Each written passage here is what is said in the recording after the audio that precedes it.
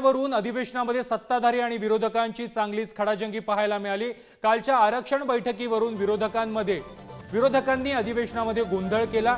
आरक्षणावरून अधिवेशनात आरोप प्रत्यारोपांची राळ देखील उठवण्यात आलेली होती।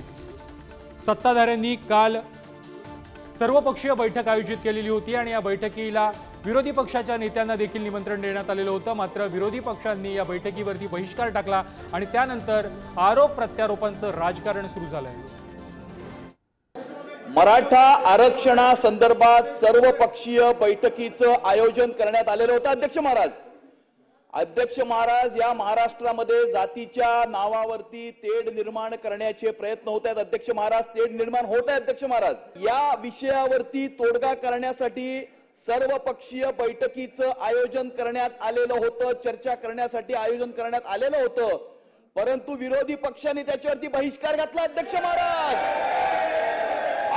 महाराज, विरोधी पक्षाला फक्त राजकारण करायचं आहे। यांना ना ओबीसींची पडली आहे, न यांना मराठ्यांची पडली आहे। माझं या सभागृहाच्या मार्फत खुलं आव्हान आहे विरोधी पक्षाला, अध्यक्ष महाराज, की तुम्ही आज इथे जाहीर करूनच टाका की ओबीसी मधून मराठ्यांना आरक्षण देण्यासाठी तुमचा पाठिंबा आहे की नाहीये, हे आज जाहीर करून टाका।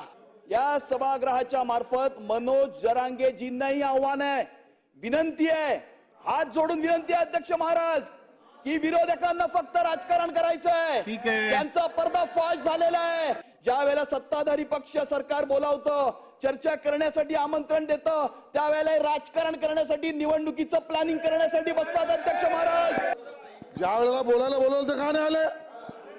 अध्यक्ष महोदय, हा प्रश्न आमचा अध्यक्ष महोदय।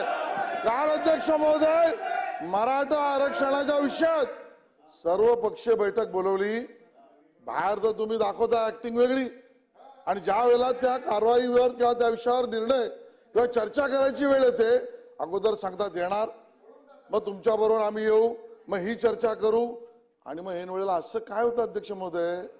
विषय हा महत्वाचा, ऐन वेळेला असा कोणाचा निरोप येतो, कोणाला फोन येतो, कोणाचा SMS येतो, आणि अध्यक्ष महोदय दुपारपर्यंत येतो म्हणणारे, बरोबर येतो म्हणणारे, जाताना बरोबर येतो म्हणणारे, अचानक असा कोण यांचा बोलवता धनी आहे अध्यक्ष महोदय, की ज्या वेळेला मराठा आरक्षणाच्या विषयावर निर्णय घेण्याच्या बाबतीत सर्वपक्षीय बैठक बोलवण्याची भूमिका झाल्यानंतर यांचा बाहेर सभागृहाच्या बाहेर असा कोणीतरी बोलवता धनी आहे, तो सांगतो मराठा आरक्षणाच्या विषयात बैठकीला तुम्ही जाऊ नका, येतो सांगून सुद्धा जाऊ नका।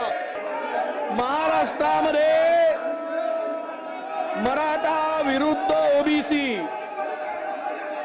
हा मुळात वाद उभं करण्याचं पाप असं काय करता घ्या महायुती सरकारने केलेला आहे। अध्यक्ष महोदय, ऐकून तर घ्या, आणि पाणी नाकात तोंडात घुसल्यानंतर त्यांना विरोधकाची आठवण झाली। अध्यक्ष महोदय, खरं तर यापूर्वी एक बसून घ्या, असं चालणार नाही सभागृह, असं चालणार नाही सभागृह।